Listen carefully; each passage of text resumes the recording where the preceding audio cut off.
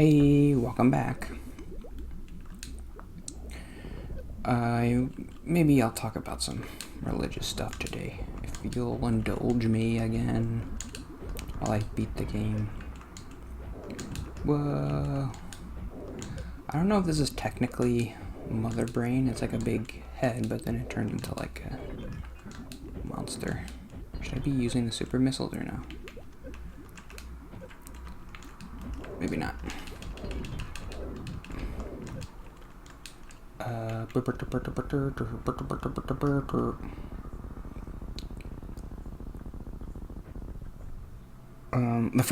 start off with like a little interesting anecdote, not an anecdote, like a little nugget, interesting factoid that I read on Wikipedia about the number 666.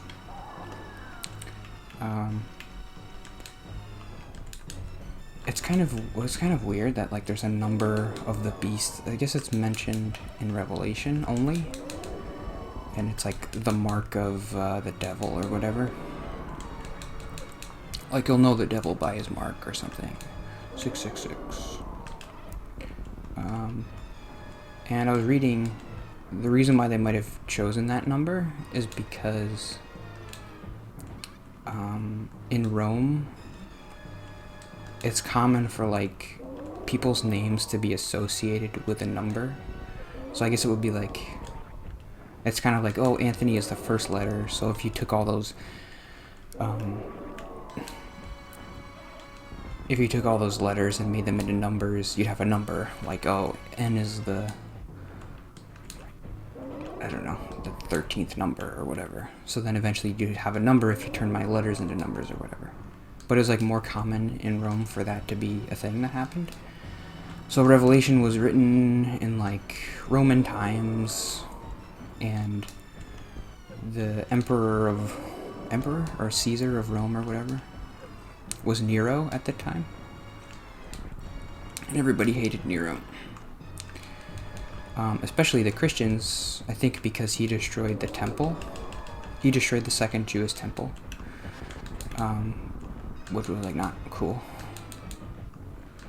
So, so the most important thing is like if you do the numerical thing with Nero's name and like not Roman numerals, but like you turn his name into numbers, you get 666. So they're like, oh, that's probably why.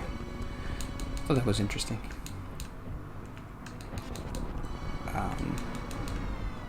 Like everybody hated Nero so much that like he's the devil, he's the Antichrist or whatever.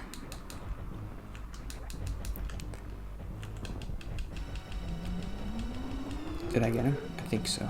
And this is like the beam that kills you. Yeah. But I think I still have to fight him after this. But I get the hyper beam. What's my other religious note for the day?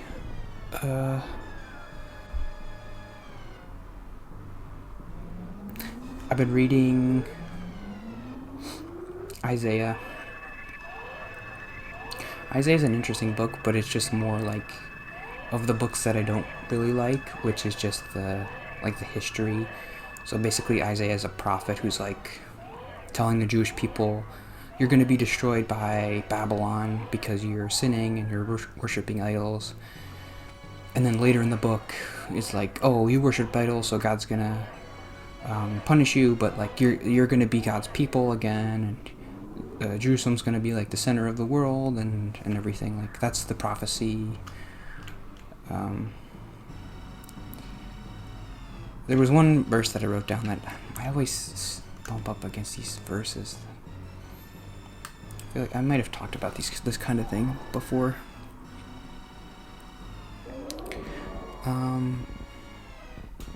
There's a lot of verses in the Bible that's like this verse, which is in Isaiah, I think. Does the clay say to the potter, what are you making? Like, does the creation have a right to question the creator? Should I be like, okay, God made me for a purpose and I'll do my purpose and I won't like question God and be like, that was a stupid purpose or whatever. Which is what I've done a lot here. So obviously you could probably tell what I'm going to say, which is that I don't agree with this philosophy of like,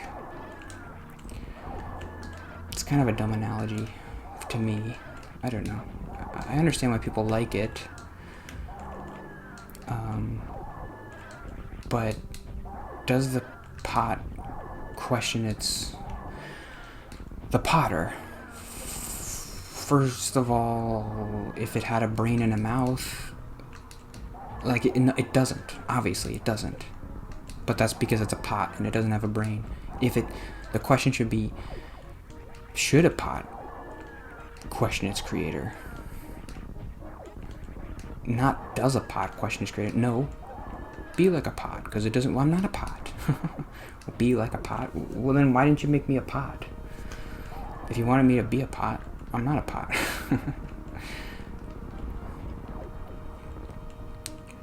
Okay, should I end there and then? Because that's it, and that was kind of quicker than I thought it would be. I guess this is just going to be the final episode, because then you just escape and then you're done. I thought that would take longer. I gotta make sure I pay attention, because you can die here. It's not super hard, but like if you go a wrong way and you just kind of stand there, and I'm not concentrating, you can.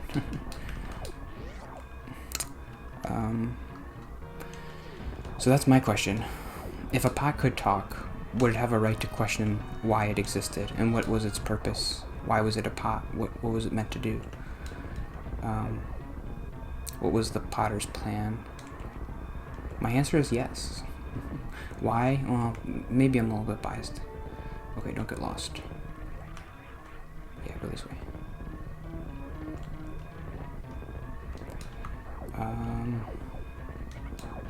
Because I feel like I should have a right to question God, like, why did you make me? But if a pot had a brain, it should be able to question. Here's a good analogy.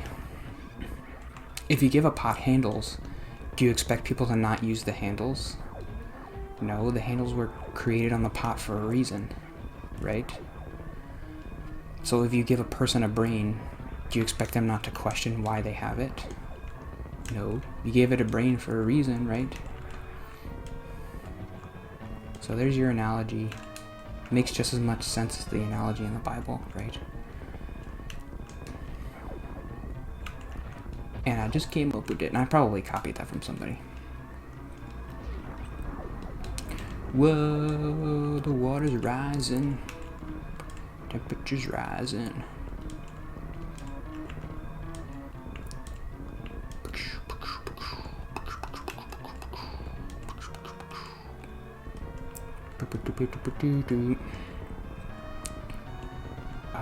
I need to look down at my notes, but I can't because the water's gonna get me. Huh.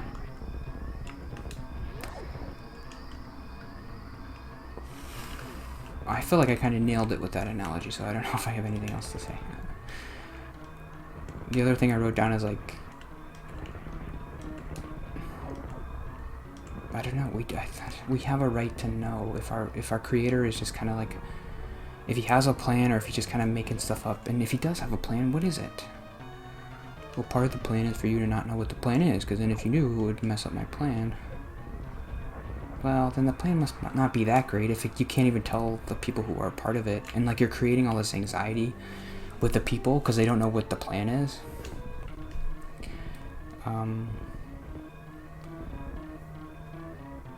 Create a better plan in which you're allowed to tell the people what the plan is. If you're so great, why can't you create a plan like that? Can't you see how stressful it is for us that we don't know what the plan is? And people are killing themselves because they're like, I don't know what my purpose is. And your solution to that is just like, well, don't question it. You know that's not going to work because you created us. You created us with a brain. So you know that's not going to help.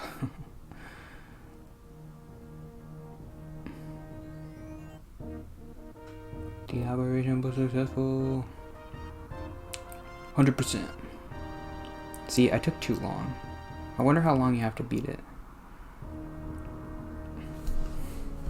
I'm gonna look it up. Let's watch the credits. How do you... I won! I beat it! That's a big deal. How do you get the special ending? And Super Metroid. You have to 100% and you have to...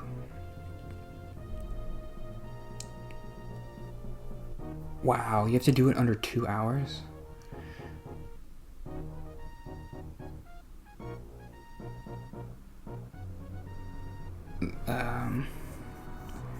The first of 3 best endings acquired by playing under 2 hours with less than 100... Oh, with less than 100% items. Oh, okay, that's not too bad. The fair ending acquired by playing for 2 to 4 hours with less than...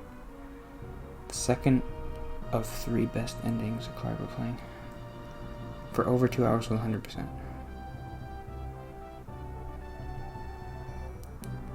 Okay.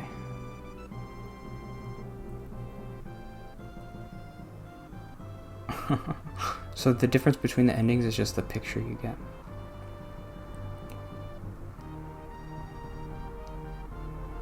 Wow, look, you just get a picture of Samus. Look at she's so pretty the whole time. I don't like that. I kind of wish she was just like a ugly, like buff, like... Why she also gotta be pretty?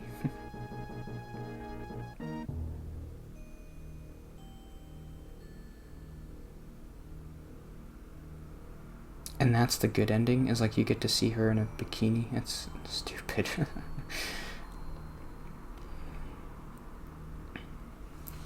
I don't like that.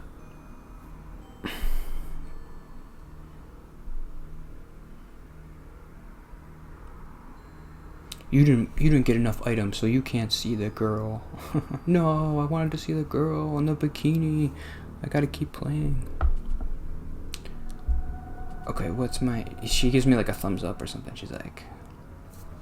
Alright.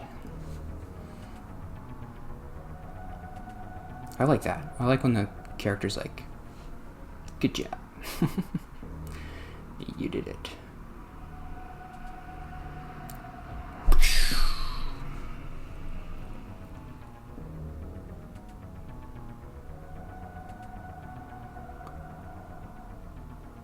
%. See you next time. What mission should I play next? I think that's it, right? What do I do? Is there a... How do I get the special picture? Samus in her unnamed suit will be shown very supposed before the following.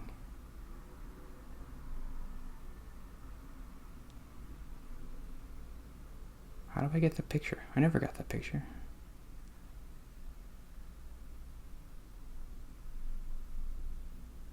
Oh, it's Metroid Fusion. Or Super Metroid.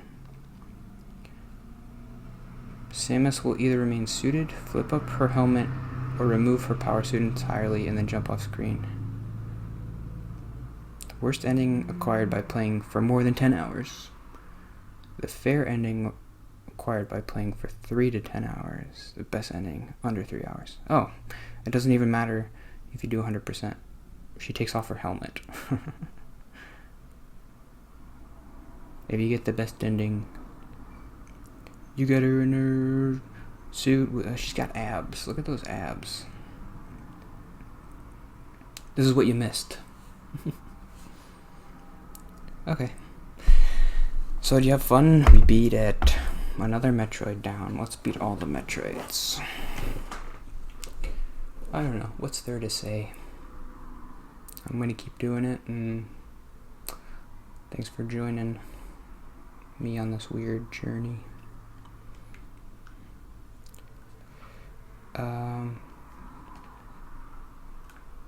Yeah, I'm happy if you enjoyed watching anything or liked my weird takes on religion and stuff, and if you commented,